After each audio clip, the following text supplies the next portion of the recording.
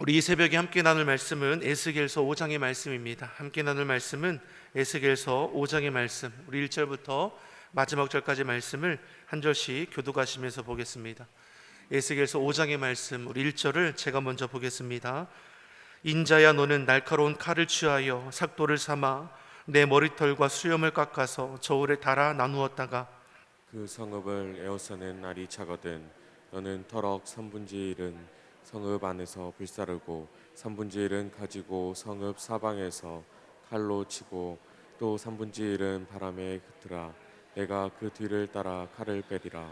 너는 터럭 중에서 조금을 가져 내 옷자락에 싸고 또 그 가운데서 얼마를 가져 불에 던져 살으라.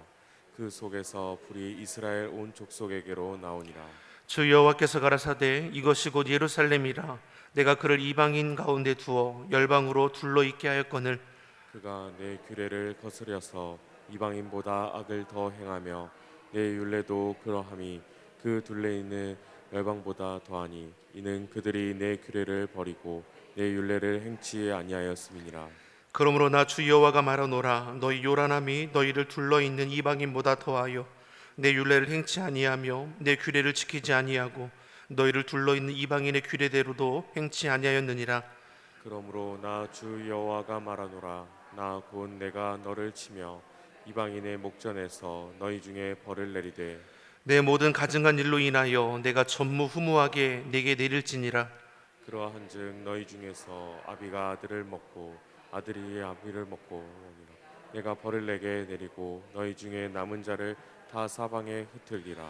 그러므로 나 주 여호와가 말하노라 내가 나의 삶을 두고 맹세하노니 내가 모든 미운 물건과 모든 가증한 일로 내 성소를 더럽혔은즉 나도 너를 아껴보지 아니하며 긍휼을 베풀지 아니하고 미약하게 하리니 너희 가운데서 3분의 1은 온역으로 죽으며 기근으로 멸망할 것이요 3분의 1은 너희 사방에서 칼에 엎드려질 것이며 3분의 1은 내가 사방에 흩고 또 그 뒤를 따라 칼을 빼리라. 이와 같이 내 노가 다한즉 그들에게 향한 분이 풀려서 내 마음이 시원하리라.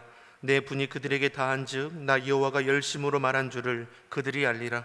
내가 또 너로 항목해 하고 너를 둘러있는 이방인 중에서 모든 지나가는 자의 목전에 능욕거리가 되게 하리니 내 노와 분과 중한 책망으로 내게 벌을 내린즉 너를 둘러 있는 이방인에게 내가 수욕과 조롱을 당하고 경계와 괴이한 것이 되리라. 나 여호와의 말이니라.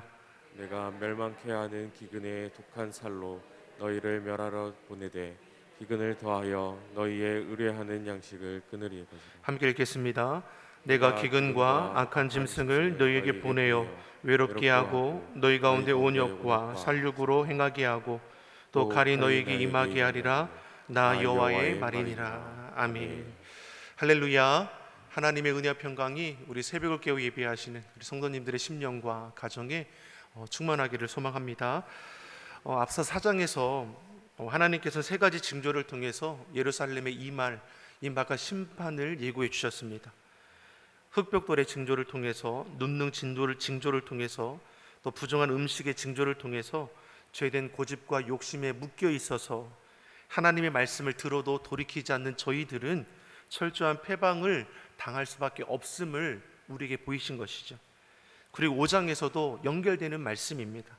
머리털과 수염을 깎는 것을 통해서 그 심판을 겪고 벗어나지 못할 예루살렘의 모습을 우리에게 보이시는 것입니다. 우리 1절의 말씀을 한번 같이 보겠습니다. 1절의 말씀 같이 보겠습니다. 인자야, 너는 날카로운 칼을 취하여 삭도를 삼아 내 머리털을 수염을 깎아서 저울에 달아 나누었다가. 하나님께서 에스겔 선지자에게 무엇을 명령하십니까? 날카로운 칼을 가져다가 내 머리와 수염을 깎으라는 것이죠. 그리고 이것을 3분의 1씩 3등분하여 나누어 두었다가 하나는 불사르고 하나는 사방에 칼로 치고 또 하나는 바람에 흩어 날리라 명령하시는 것이죠. 이렇게 하게 하신 것은 이유가 있는 것입니다. 사실 머리털과 수염을 자른다는 것은 유대인들에게는 수치스러운 일이라는 것을 우리는 알 수 있습니다. 모세 율법에 따르면 어떻습니까? 제사장들 같은 경우는 여호와에 대한 헌신의 표시로 몸을 간직하기 위해서 그 머리털과 수염을 자르는 것들이 엄격히 금지되어 있습니다. 우리가 나실인을 예로 들면 하나님께 속한 자들은 어떻습니까? 그 머리에 삭도를 대지 않았던 것이고 독주로 그 몸을 더럽히지 않게 하셨습니다. 그런데 하나님께서 이 에스겔 선지자에게 명령하시는 것이 무엇입니까? 그 머리털을, 그 수염을 밀어버리라는 것이죠. 이거에서는 어떤 의미가 있는 것입니까? 저들이 철저히 모욕과 수치를 당하게 될 것임을 보이시는 것이죠. 날카로운 칼은 무엇을 가리키는 것입니까? 유대를 침공하는 이 바벨론 왕, 바벨론 군대를 가리키는 것입니다. 그리고 머리털과 수염이 밀려지게 되는 에스겔은 바로 예루살렘, 유다 백성들을 가리키는 것이죠. 예루살렘은 바벨론에 의해 철저히 패망하게 될 것이고 온갖 모욕과 수치를 당하게 될 것입니다.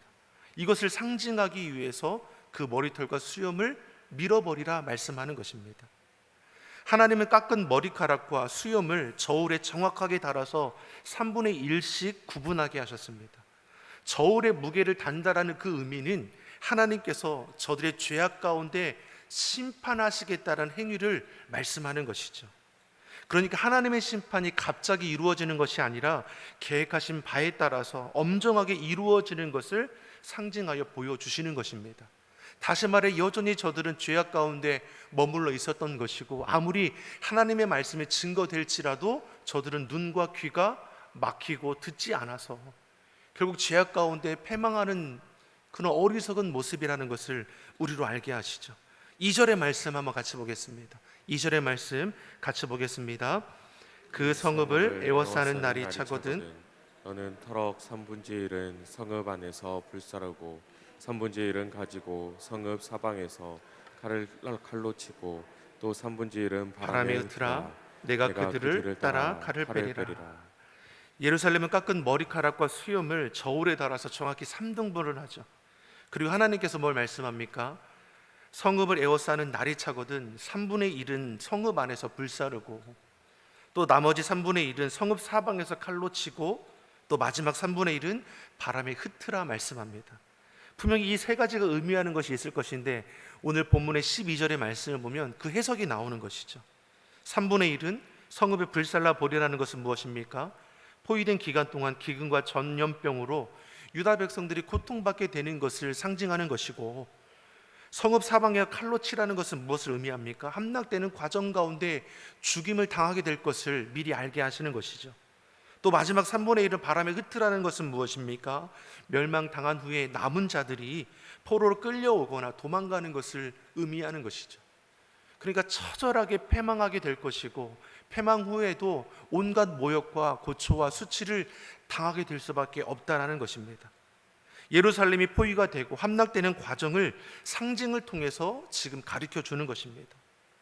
그렇다면 하나님께서 택한 유다 백성이 왜 이처럼 철저하게 심판을 받을 수밖에 없었는가? 저들 스스로가 돌이키지 않았기 때문입니다.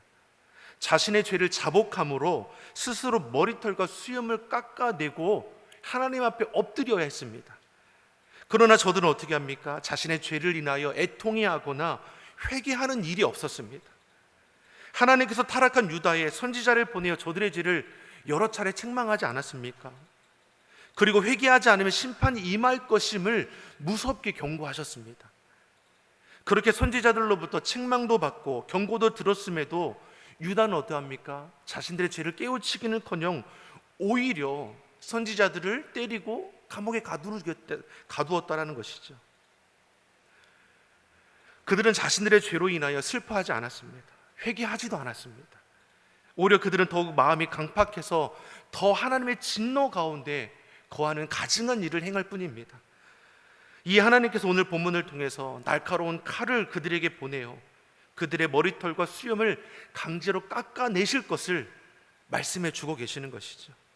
즉 하나님께서는 바벨론을 통해서 강팍한 유다를 심판하심으로 그들로 하여금 고통 중에 수치를 당하게 하실 것임을 알게 하시는 것입니다.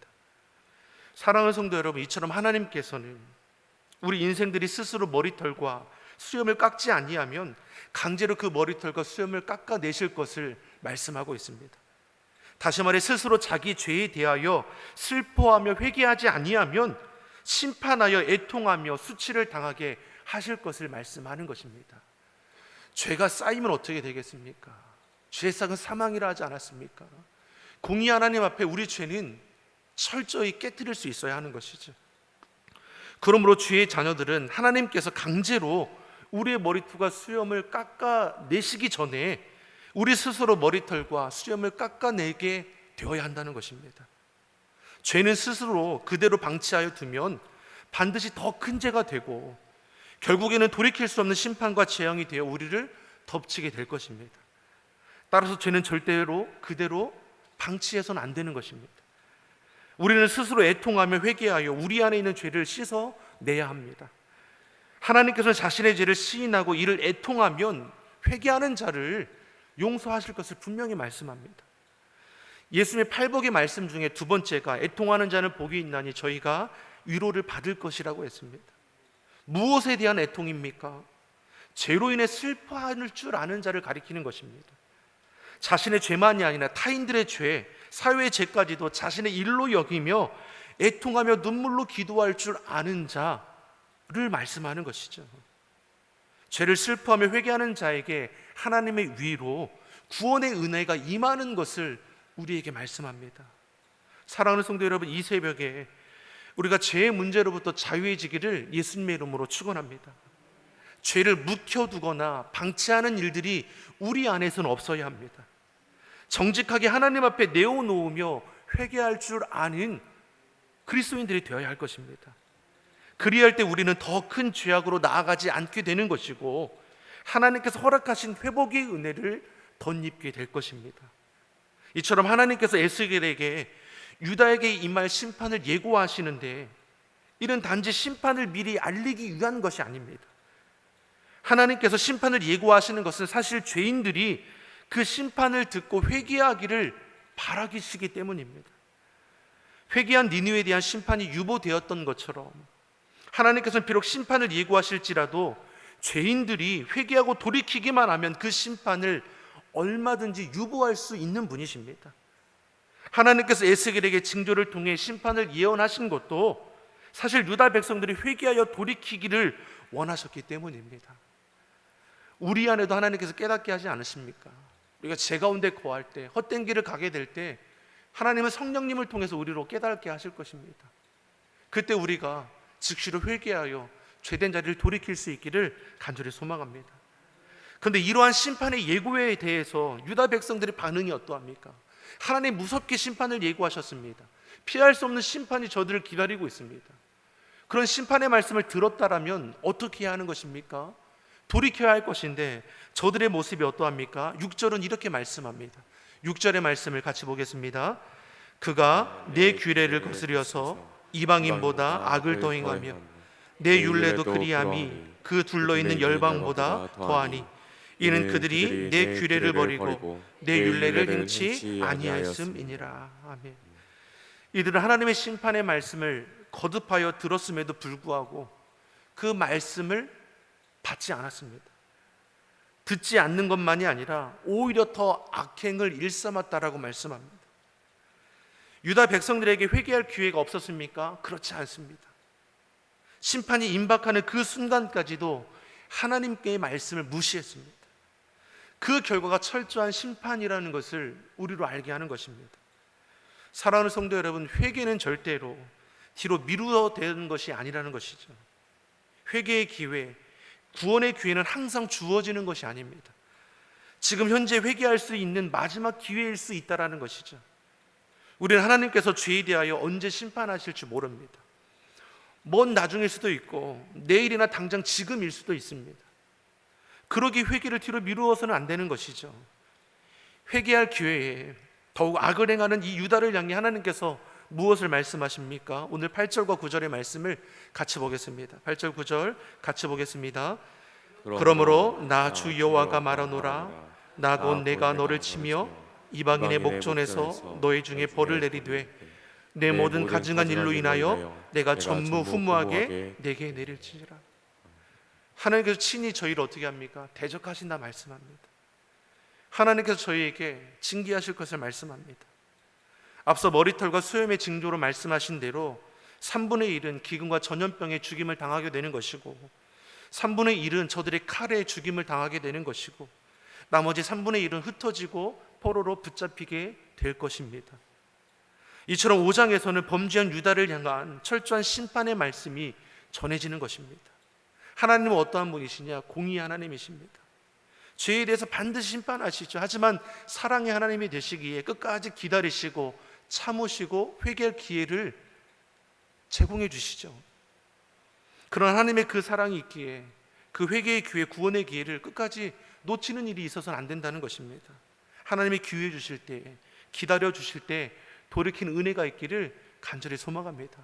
이 새벽에 우리가 힘들고 어려운 삶의 자리에 있지만 그럼에도 여호와 하나님 바라보고 간절히 구하고 찾을 때 주님께서는 우리로 알게 하실 것이고 합당한 길을 보여주실 줄 믿습니다. 내 힘으로 감당하려 하는 것 같지만 나를 통해 역사하실 그 하나님의 은혜를 우리가 기대하며 오늘도 내일도 주님과 동행함으로 승리할 수 있기를 간절히 소망합니다. 무엇보다 죄된 자리를 거절하십시오. 습관적으로 짓는 죄된 모습들이 있으십니까?